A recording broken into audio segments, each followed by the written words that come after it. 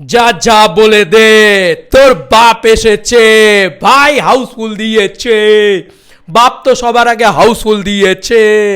Hey guys, welcome to my channel. আমি মহারাজার। এখন আমরা কথা বলবো হচ্ছে একটা জিনিস টেস্ট করে দেখলাম, ট্রাই করে দেখলাম, তারপরেও যদি আমি ভুল হয়ে থাকি, মানে গুছিয়ে খিস্তি করো ভাই, আমি রিকোয়েস্ট করছি তোমাদেরকে, গুছিয়ে খিস্তি করো। কিন্তু বুক মাই শোটা খোলো, খাদান হাউসফুল মেরে দিয়েছে কলকাতা বেল্টে। ইয়েস বন্ধুরা, একটাই হলে খুলেছে, একটা প্রথম হলটা খুলেছে, প্রথম হলটাই হাউসফুল মেরে দিয়েছে।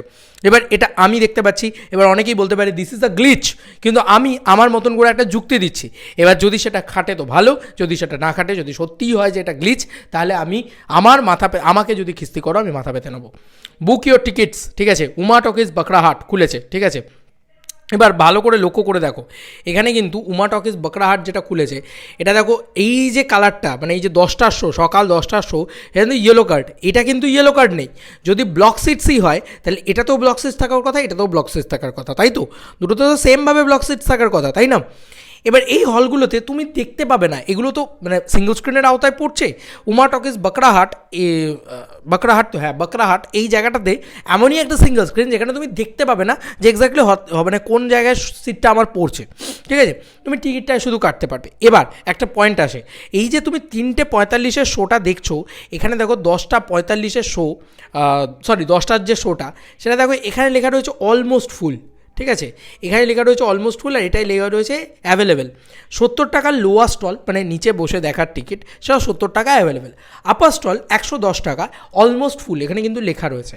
এবার তুমি দেখো 3:40টায় এখানে কিন্তু আবার অন্য লেখা রয়েছে। কি লেখা রয়েছে? 110 টাকার টিকিটে লেখা রয়েছে ফিলিং ফাস্ট, এবং লোয়ার স্টলে লেখা রয়েছে অ্যাভেলেবেল।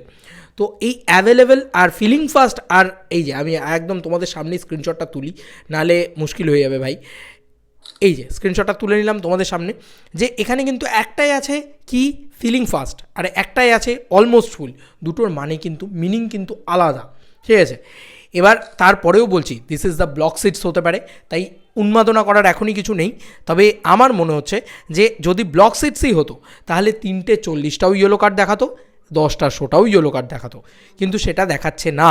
আমি আবারও একবার রিফ্রেশ করে দেখি তোমাদের চোখের সামনে, তাহলে আমি এই ভিডিওটাই আপলোড করব না, সিরিয়াসলি বলছি। যদি এমনটা হয় যে দুটোতেই ইয়েলো কার্ড দেখাচ্ছে একই সঙ্গে, তাহলে কিন্তু বোঝা যায় ব্যাপারটা ব্লক সিটস, কিন্তু তা নয়। কিন্তু ভালো করে দেখো, এখন কিন্তু দুটোতে কিন্তু ইয়েলো কার্ড দেখাচ্ছে না। মানে আমরা যদি দেখি, এ দেখো এটাতে ইয়েলো কার্ড, এটাতে রয়েছে, আর এটাতে লং প্রেস করে দেয় ভাই, হ্যাঁ এই যে দেখো দুটোতে কিন্তু ইয়েলো কার্ড দেখাচ্ছে না। সেক্ষেত্রে আমার কিন্তু একটা কোথাও বিশ্বাসযোগ্যতা তৈরি হচ্ছে যে না, একটা যে শোটা রয়েছে সেটা খুলেছে, সেটা কিন্তু 10টার শোটা ইয়েলো কার্ড করে দিয়েছে।